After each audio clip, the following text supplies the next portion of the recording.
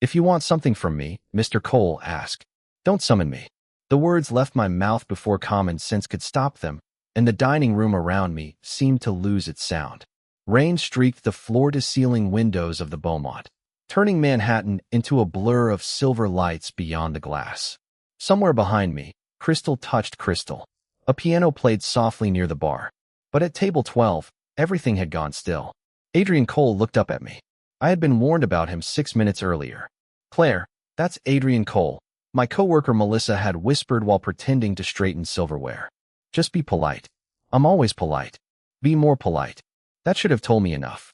At 27, I had spent too many years balancing rent, family bills, and 12-hour shifts to be impressed by an expensive suit. Still, even I noticed the way the room changed when Adrian entered. People didn't stare. They noticed him while pretending not to. Conversations softened. A man near the bar actually stepped aside before Adrian reached him. He wasn't loud. That was the unsettling part. He didn't need to be. He walked through the restaurant with 3 men behind him, removed his rain-damp coat, and sat at our best table as if the chair had been waiting all evening for him. He looked about 35, with dark hair, blue eyes, and the composed expression of someone accustomed to receiving answers before asking questions. 10 minutes later, he lifted 2 fingers in my direction. Not rudely. Not exactly. Just confidently. Like calling someone over was the most natural thing in the world. I kept carrying a tray toward another table.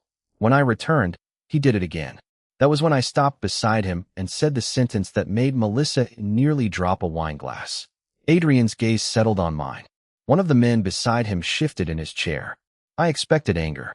Instead, Adrian leaned back slightly. "Summon you." His voice was quiet. That's what the gesture means where I come from. Something almost like amusement touched his expression. And where is that? A place where people use words. The gentleman across from him suddenly became fascinated by his water glass. I knew I should retreat. I needed this job.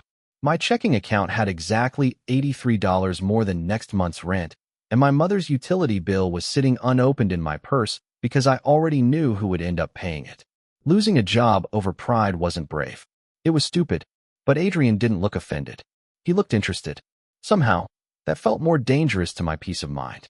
"Then I'll use words," he said. "Could you come here, please?" I blinked. Certainly. I stepped closer, keeping the professional smile I perfected over 4 years in hospitality. "What can I get you?" He didn't open the menu. Didn't glance at the wine list. His attention stayed on me with a concentration that made the enormous restaurant suddenly feel much smaller. "You ignored me the first time." I was helping another guest. Most people don't ignore me. Maybe most people aren't carrying 6 glasses of champagne. The man beside him coughed into his hand, suspiciously close to a laugh. Adrian glanced at him once. Silence returned instantly. There it was again. That strange gravity around him. Money could buy attention. Position could demand respect. But this was something else. People seemed to anticipate Adrian before he moved.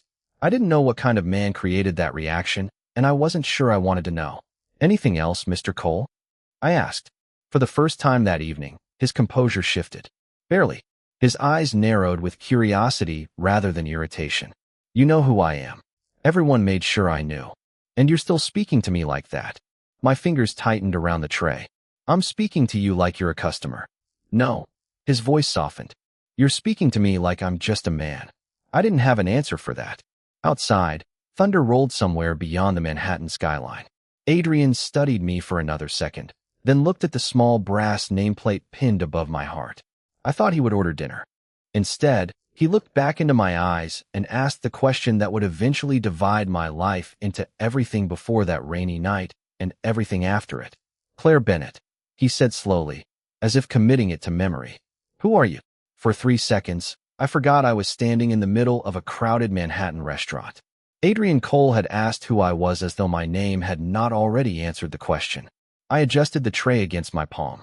"I am the person responsible for making sure table 12 gets dinner before the kitchen closes."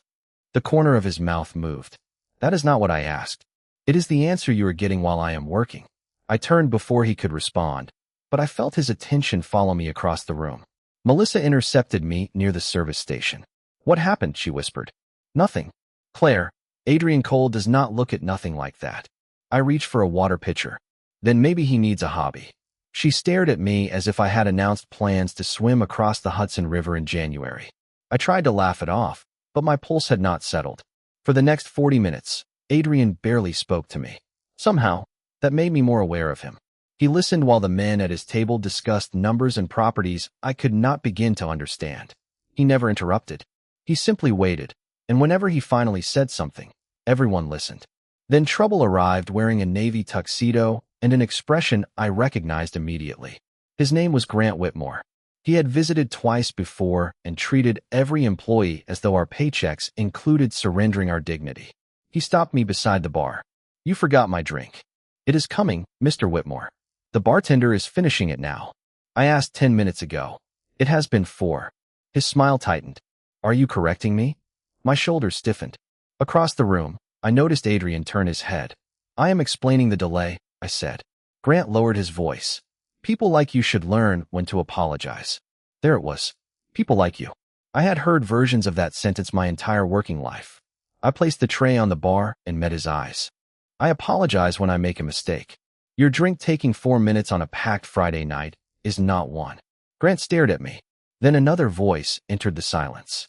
"Is there a problem?" Adrian stood several feet away. I had not heard him approach. Grant's posture changed instantly. "Adrian, no problem at all." The transformation was almost embarrassing.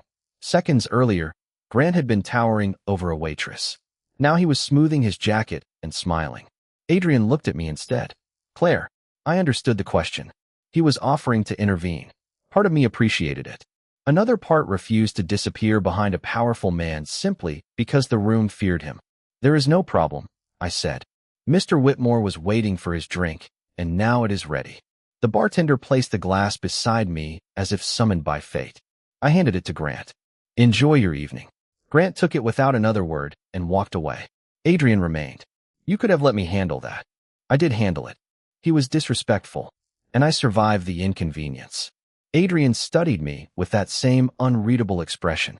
"You do not like being rescued." "I do not like people assuming I need rescuing." Rain whispered against the windows behind him. For once, the powerful Adrian Cole seemed to have no immediate response. Then he gave a quiet laugh, almost surprised by the sound himself. "Nobody talks to me like you do." I picked up my tray. "Maybe nobody should be as afraid of you as they are." His amusement disappeared, replaced by something deeper, something thoughtful. "Are you afraid of me, Claire?" I looked around at the lowered voices, the careful glances, the invisible circle people seemed to leave around him. Then I looked directly at the man standing inside it. "I have not decided yet." Adrian nodded slowly. "Good. Why is that good?" He stepped aside, giving me a clear path back to my tables. "Because everyone else decided before they met me." By the time Adrian Cole asked me to dinner, I had spent exactly 6 days convincing myself I would never see him again. I was wrong.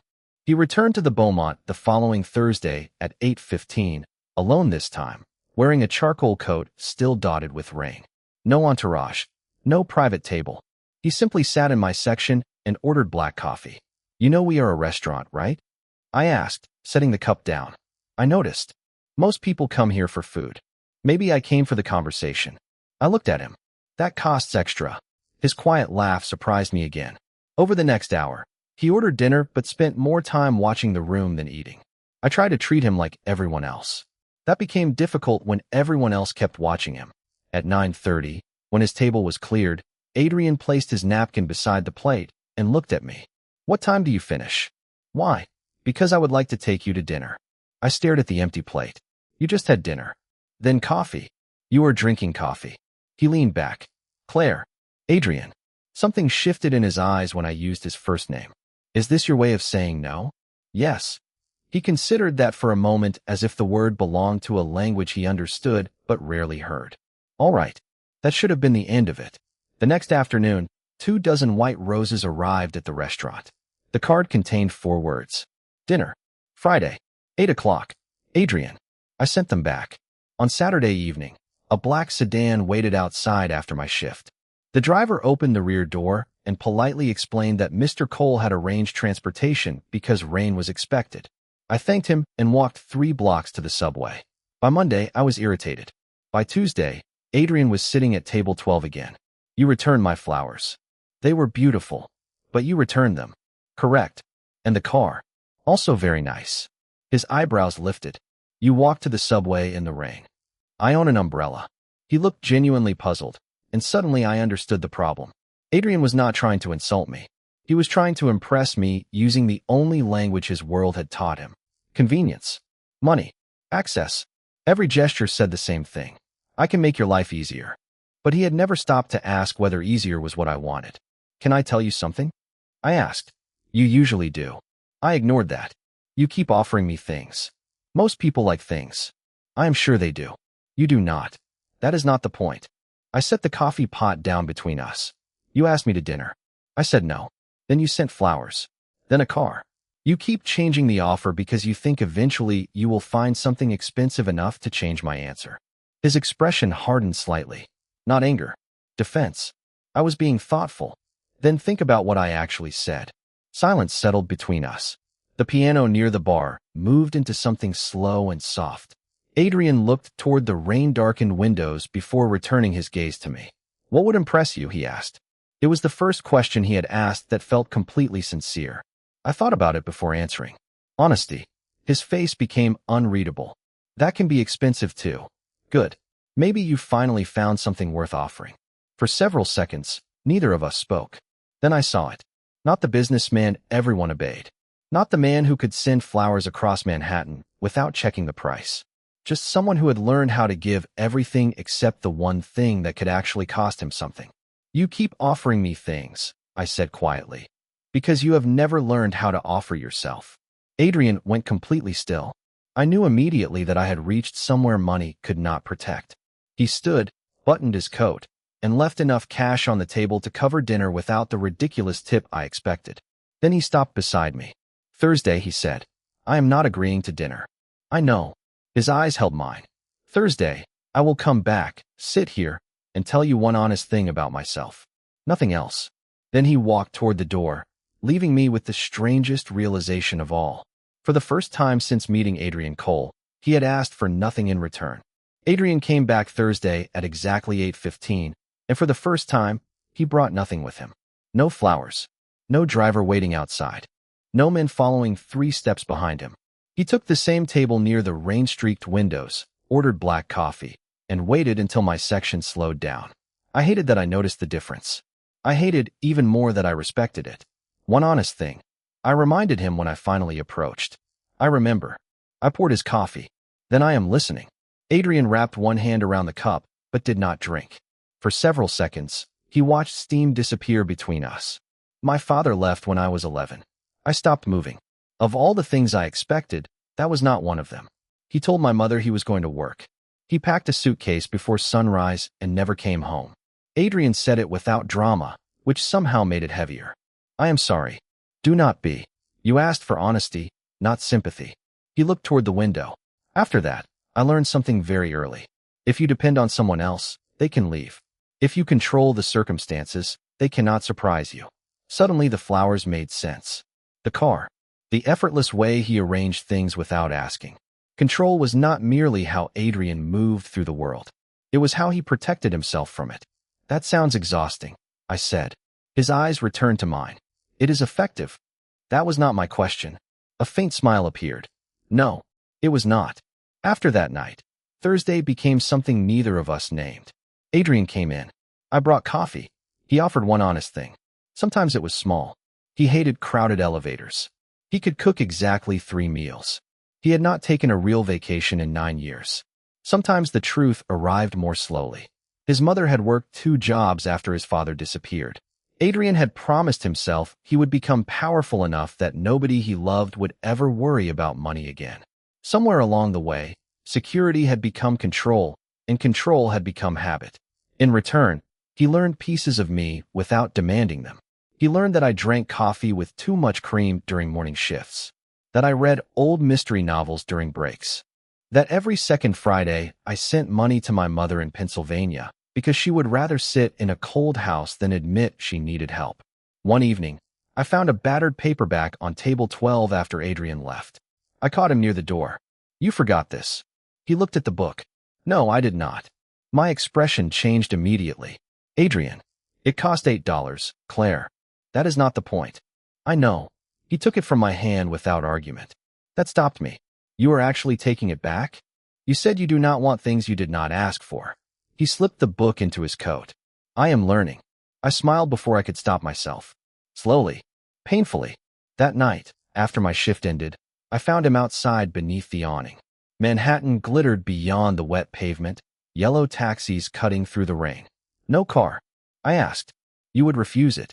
You were getting smarter. We stood there listening to the rain. He did not offer to solve anything. I did not rush toward the subway. For once, neither of us seemed to need somewhere else to be. Why do you remember everything I tell you? I asked. Adrian looked at me as though the answer were obvious. Because you matter when you speak. For simple words. They landed harder than any expensive gesture could have. I looked away first. That was when I understood the dangerous part was no longer Adrian Cole's power. It was that I had started waiting for Thursdays. The call came on a Tuesday morning while I was standing in my kitchen, staring at an envelope I had been avoiding for 3 days. My mother had finally admitted the furnace in her Pennsylvania house was failing. The repair estimate was $2,800.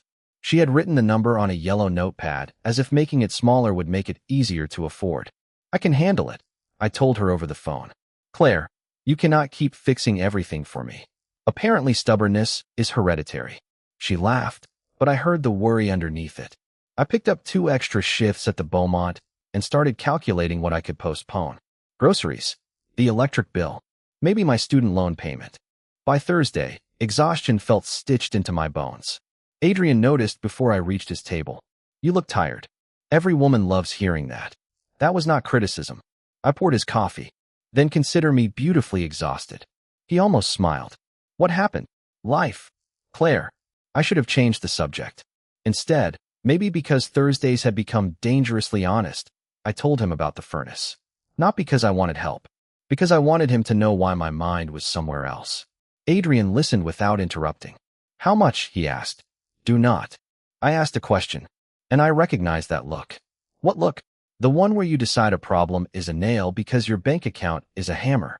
His mouth tightened. That metaphor is insulting. It is also accurate. I made him promise not to interfere. He looked directly at me and said, all right. 2 days later, my mother called crying. Not frightened. Relieved. A contractor had arrived that morning. The furnace was being replaced completely. No invoice. No financing agreement. Nothing owed. I already knew. Adrian was in his office downtown when I called him. Tell me you did not do this. Silence. Then, your mother needed heat. I told you not to interfere. Claire, it was a furnace. It was my responsibility. It was $2,800. That matters to me even if it does not matter to you. His voice softened. I was trying to help. No. You were trying to remove a problem because removing problems makes you feel useful. Another silence. I could hear the faint hum of traffic outside my apartment window. Is there a difference? He asked. Yes. My throat tightened. Helping me means standing beside me while I deal with my life. You stepped into it and made a decision after I specifically asked you not to. Your mother would have been cold. Then you could have asked me what I needed. His voice became firmer. And if you refused because of pride, then that would still be my choice. I hated how much saying it hurt.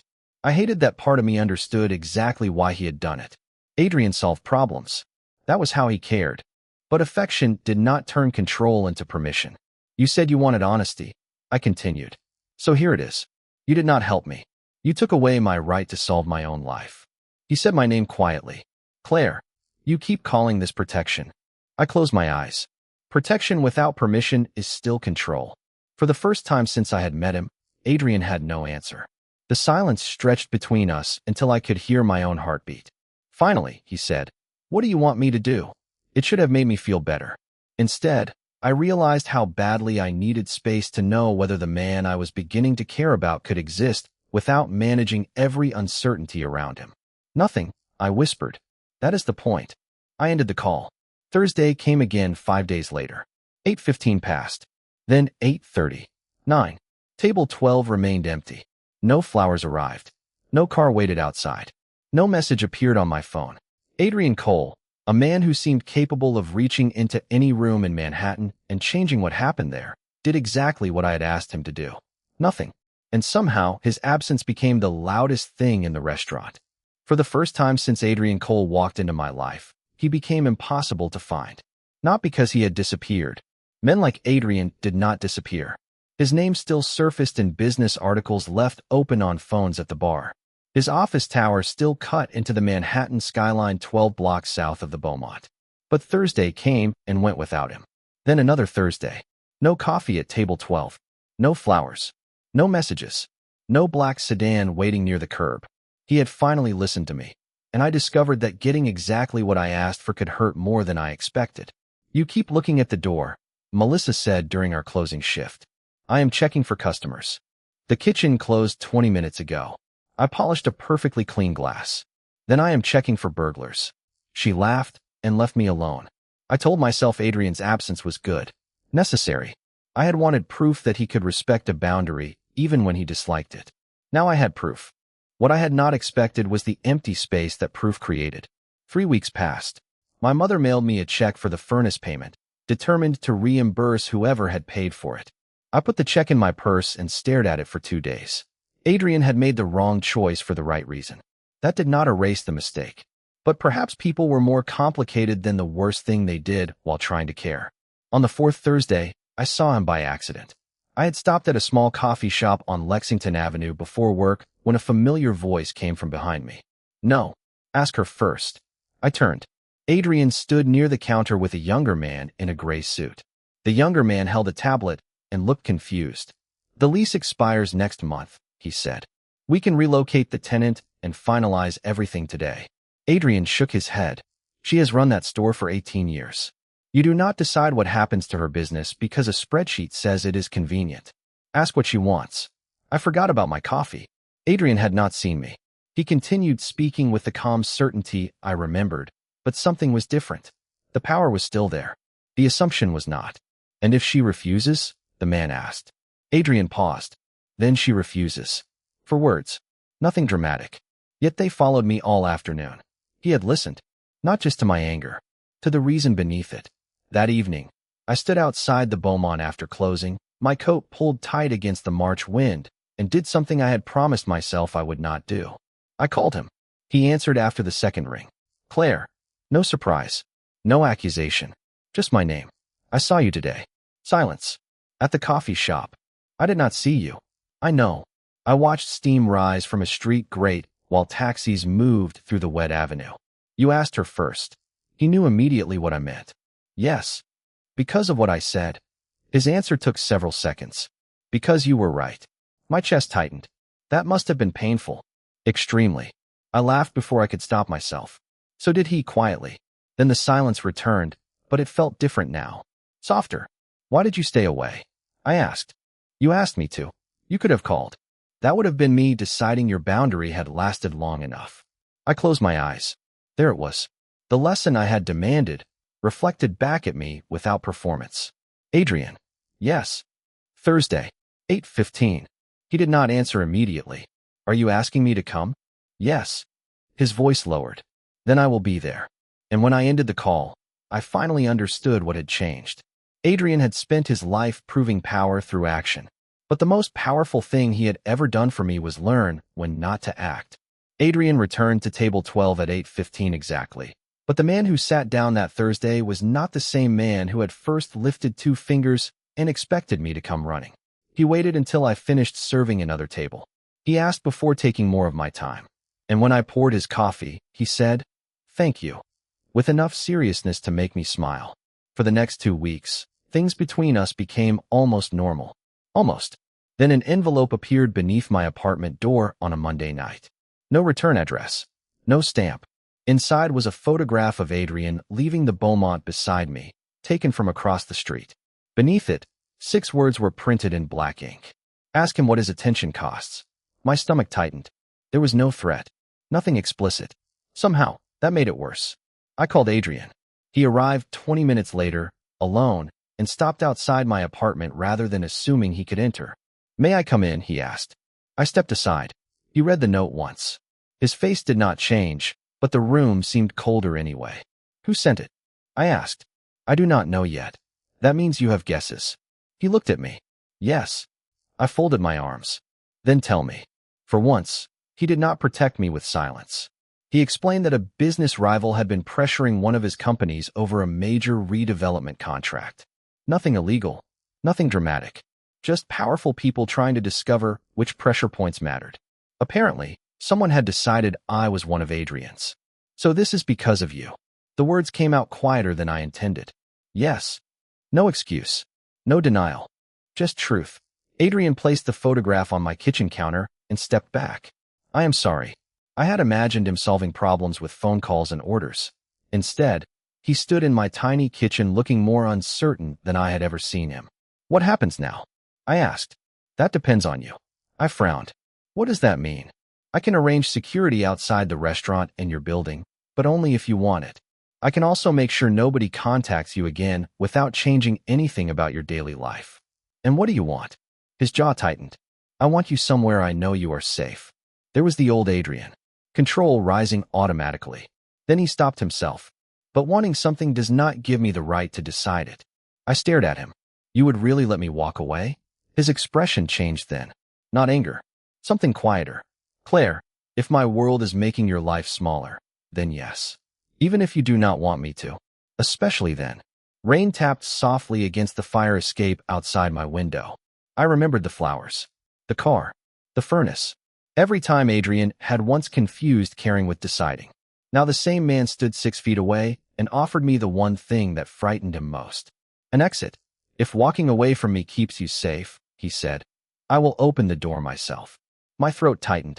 And if I do not walk away? For the first time that evening, something vulnerable crossed his face. Then we handle this your way. I looked down at the photograph. Someone wanted it to make me afraid of Adrian. Instead, it showed me something I had not been ready to admit. Somewhere between table 12 and those silent Thursdays, he had stopped trying to fit me inside his life and started making room for my choices within it. I pushed the photograph back toward him. No guards outside my apartment. Agreed. No drivers following me. Agreed. If anything changes, you tell me immediately. Adrian nodded. Immediately. I walked to the door and opened it. His face fell for half a second before I reached for my coat. Where are we going? He asked. The coffee shop on Lexington. Now, you owe me one honest thing, remember? He looked at me, surprised. Then he smiled. I remember. I stepped into the hallway beside him by choice, and for the first time, I realized I was no longer wondering whether Adrian Cole could protect me. I was wondering whether I trusted the man he was becoming enough to stay. 3 weeks later, I stood beneath a chandelier worth more than my mother's house and wondered why confidence could disappear so quickly when everyone around you seemed born knowing which fork to use. The Beaumont was hosting a private charity gala, but that night I was not carrying a tray. Adrian had asked if I wanted to attend with him, and for once, he had actually asked without arranging the answer first. I had said yes. Now I wore a simple navy dress I had bought myself, and Adrian stood beside me in a black tuxedo while Manhattan glittered beyond the windows. You are quiet, he said. I am observing. That usually means you are preparing to tell me something uncomfortable. You are learning.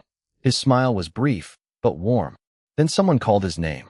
A woman crossed the room toward us with the effortless confidence of someone who had never checked her bank balance before ordering dinner.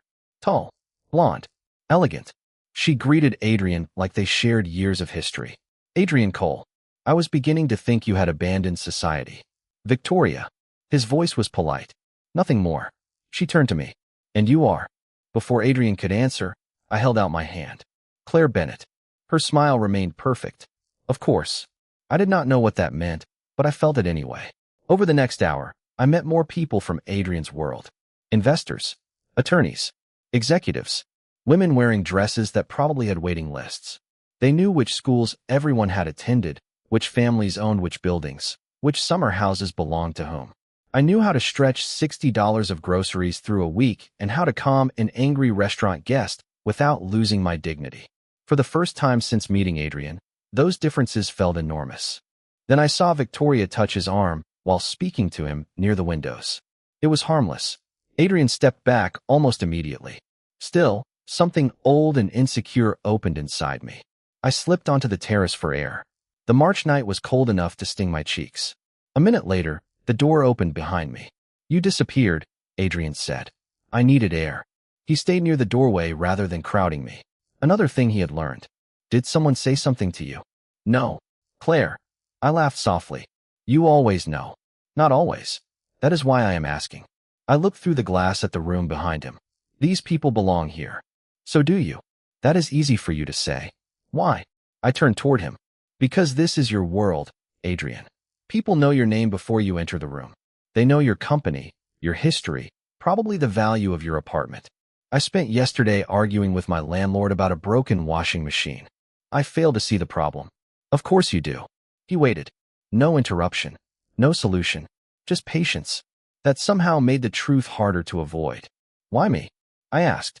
His expression changed. What? Why did you keep coming back to table 12?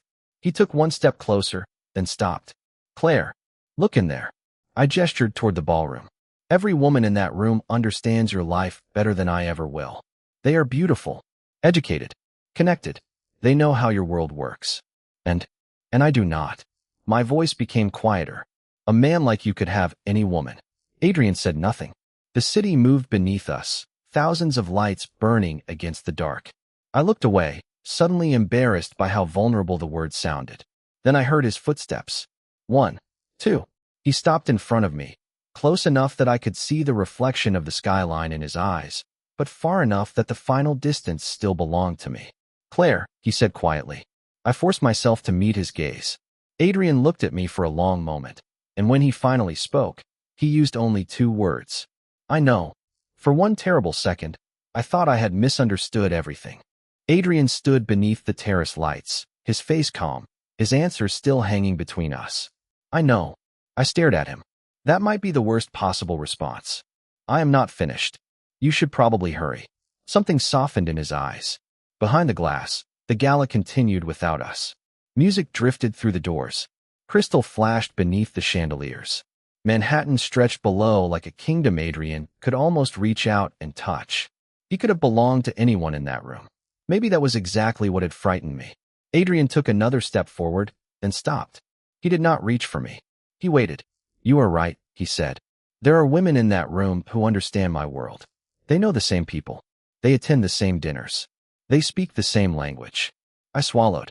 You are making this worse. No, I am telling you why none of that matters. His voice became quieter. Before you, everyone I knew responded to what I could do for them, what I could buy, what door I could open, what problem I could make disappear. He glanced toward the ballroom. Then I met a woman carrying 6 glasses of champagne who told me to use my words. Despite myself, I smiled. You were being rude. I was being efficient. You were being rude efficiently. He almost laughed. Then the seriousness returned. You returned my flowers. You refused my car. You told me when I was wrong. You walked away when I crossed a line. The wind moved gently across the terrace. And somehow, every time you refused something I offered, you gave me something nobody else had. What? A reason to become better than the man who offered it. My eyes burned, and I looked toward the skyline because looking at him suddenly felt too difficult. Adrian continued. I spent most of my life believing power meant making sure nothing happened unless I allowed it. Then you taught me something I should have learned years ago. I turned back. What did I teach you? That caring about someone does not give you ownership of their choices. He paused. And choosing someone does not mean you get to choose for them. The words settled somewhere deep inside me. This was the same man who had once sent a car after I said no. The same man who had paid for a furnace because he believed solving my problem mattered more than asking permission. But he was also the man who had stayed away when I requested space. The man who had learned to ask. The man who had offered me an exit when keeping me would have been easier for him. So why me? I whispered. Adrian looked directly into my eyes. Because you never needed my power to see my worth, and you never feared my power enough to ignore my flaws. He took a breath. I could have chosen someone who fit easily into my life. My heart beat harder. But I chose you. The words were not a claim. They were not an order. That was why they mattered. Adrian slowly extended his hand between us, palm open. But this part is yours, Claire. I looked down at his hand. Months ago, he would have assumed I would take it. Weeks ago, he might have tried to make the decision easier for me. Tonight, he simply waited. The city moved below us. Cars traveled along wet avenues. Somewhere inside, the piano shifted into another song. I thought about table 12. Black coffee. White roses returned unopened. Thursday nights. The empty chair after our argument. The man who had once believed love meant removing every uncertainty, standing before me willing to live with the greatest uncertainty of all. My answer. I placed my hand in his. Adrian exhaled as if he had been holding that breath for years. Do not look so surprised, I said. I am trying not to. You are failing. I am learning. I smiled. Slowly. Painfully. We stood there laughing softly while Manhattan glittered around us, and I finally understood what had changed between that first rainy night and this one. Adrian had spent his whole life believing power meant never having to hear no. I taught him that love meant leaving someone free enough to say yes. And when he finally gave me that freedom, I chose him too.